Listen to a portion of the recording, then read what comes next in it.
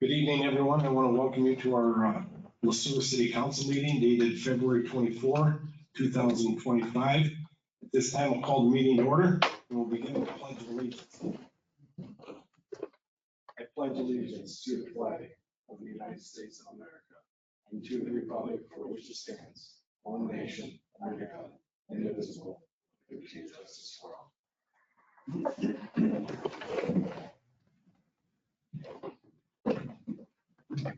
Council members, you're all presented with your packet over the weekend. Hopefully you had time to look it over, reach out with any questions. At this time, I will entertain a motion to approve tonight's agenda. So moved. Thank you, Councilmember Huntington. Second. Councilmember Sullivan seconded. Anybody have any comments, concerns? If not, all those in favor? Aye. Anybody opposed? The ayes have it. Moving on to the consent agenda, all items on the consent agenda are considered routine and have been made available to the City Council at least 2 days in advance of the meeting. These items will be enacted in one motion. There will be no separate discussion of these items unless council member or citizen so requests, in which event this item will be removed from the agenda and considered in normal sequence. Mr. Roby, do you want to review these with us, please? Thank you, Mr. Mayor. 5 items on tonight's consent agenda, the first of which is approval of City Council minutes from the February 10th, 2025 regular meeting. Second is approval of disbursements through today. Included in those items of disbursement are 7 items over $25,000. The first to Altitude Energy, the Main Street Substation Improvements Project payment application number 6, $141,888.92. Next to BCI Capital, which is our annual lease payment for our water and electric meters, $137,603.28. Third to the League of Minnesota Cities Insurance Trust. This is our work comp insurance premium for 2025, $96,613. Item 4 to Sanco Equipment, 2025 Bobcat AT450 for our Public Works Department as part of our approved 2025 large equipment capital improvement plan, $49,455.56. Item 5, Minnesota Department of Revenue, our city sales tax for January 2025, $44,215. Next to Sanco Equipment, a planer and laser grader, again, as part of our 2025 approved capital improvement plan for public works small equipment, $42,187.20. And finally, to Waste Management, our refuse and recycling service for January 2025, $25,436.86. Item C, approval lawful gambling permit to St. Anne's Catholic Church for the annual Apple Fest to be held in September. And next, item D, approval of another lawful gambling permit to technically the applicant is Minnesota Valley Memorial Hospital for the Ridgeview Foundation's October 2025 fundraiser. And finally, item E, approved payment application number 6 from the Main Street Substation Improvements Project. Thank you, Mr. Ruby. Does anybody have any questions for City Administrator regarding this consent agenda items? I will entertain a motion to approve tonight's consent agenda. Thank you, Councilmember Williamson. Second. Councilmember Schleter seconded. Any other comments, concerns? If not, all those in favor? Aye. Anybody opposed? The ayes have it. Moving on to public comment. I don't think we have anybody here. No. Public comment. We don't have anybody here, period. So that takes us into our city administrator's update. Mr. Roby, what do you have for us tonight? Just a few items, Mr. Mayor. First of all, a formal welcome to Sergeant R.J. Cripps. Sergeant Cripps joined us on February 7th. Has been doing some training and comes to us from Carver County with a wealth of experience. Thrilled to have him on board. And so if you see him around the community, please say hello. Zoning Administrator Justin Nielsen continues to work with staff. I want to thank him and all the staff who are working on the flood 2024 FEMA follow-up. We're still working through that process with FEMA, attempting to get reimbursement for all the expenses that the city incurred as part of the flood response. We continue to have conversations with the developer, the purchaser of Park Elementary School. those conversations are ongoing as they plan the next steps for that 11-acre parcel. This Friday, I'll be attending a Climate Smart Municipalities meeting hosted by the University of Minnesota. It's an online meeting Friday morning.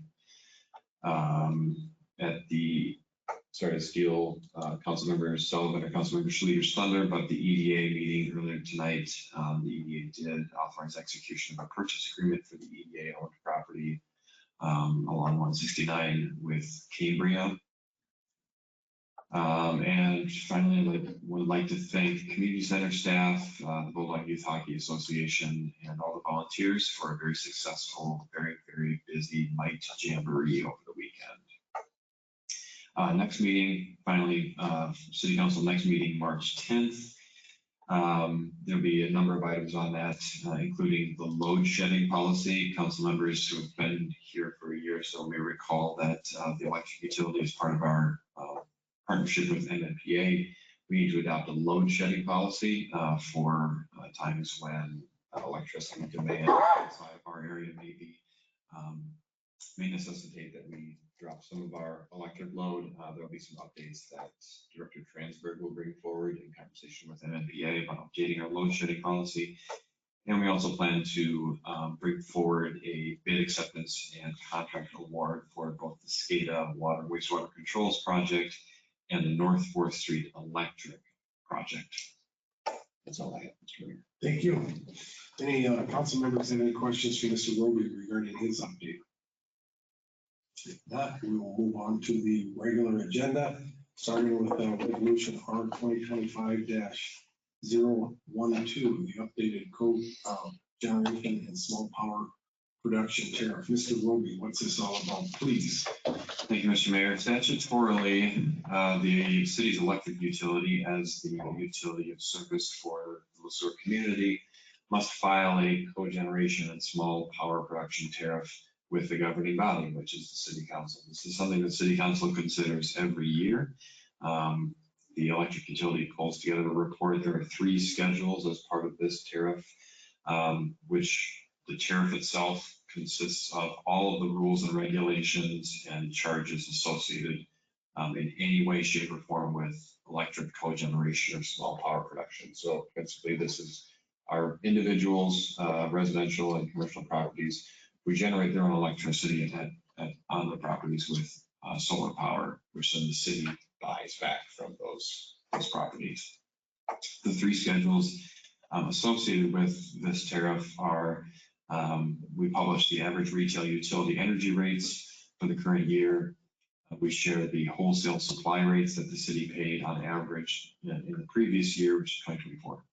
And finally, confirm the interconnection process, which is all the rules and regulations that the city will follow, under which someone who's interested in setting up a cogeneration or small power production facility at their property or residence would need to follow and enter into with the city. That interconnection process has not changed from 2024. Our city, like many cities, adopts the Minnesota Municipal Utility Model Policy and Model Agreement, so that we are consistent from city to city. So again, this resolution is presented to City Council every year. We just update the figures based on what our new electric rates are and what our average cost to purchase power was the previous year. Thank you. Does anybody have any questions for the city administrator regarding this matter? If not, I'll entertain a motion to adopt resolution R 2025-012 as presented. So moved. Thank you, Councilmember Sullivan. Second. Councilmember Huntington seconded. Any questions, comments, concerns? If not, all those in favor? Aye. Anybody opposed? The ayes have it. Moving on to item 7B, the 2025 Street Utility Improvements Project Assessment Agreement. Mr. Roby. Thank you, Mr. Mayor. So for the 2025 Street and Utility Improvements Project, which we call the North 4th Street to Cathcart Street project, we're preparing for bidding. As you recall, City Council approved the final plans and specs for that project at the end of 2024.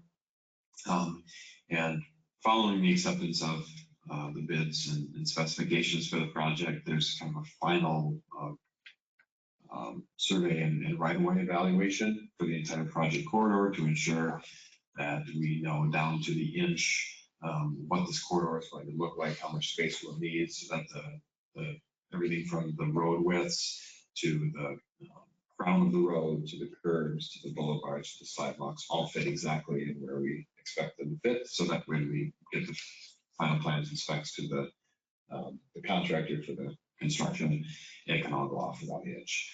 And as expected for this project, there are a couple of areas where the right-of-way needs to be expanded slightly.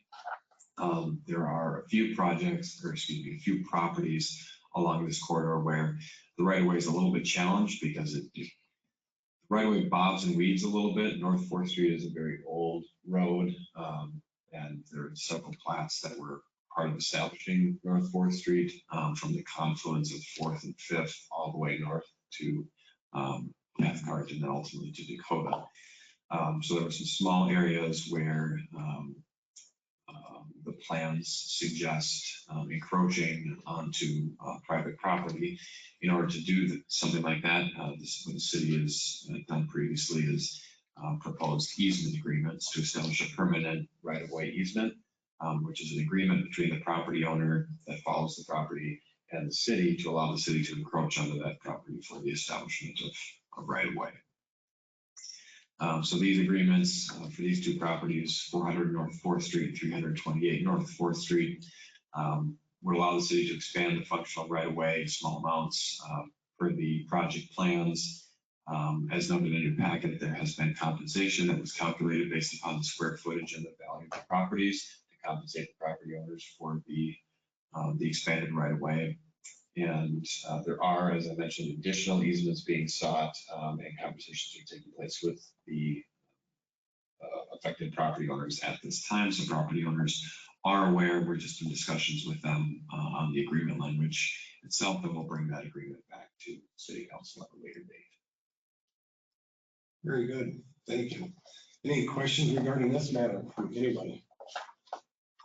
Thank you.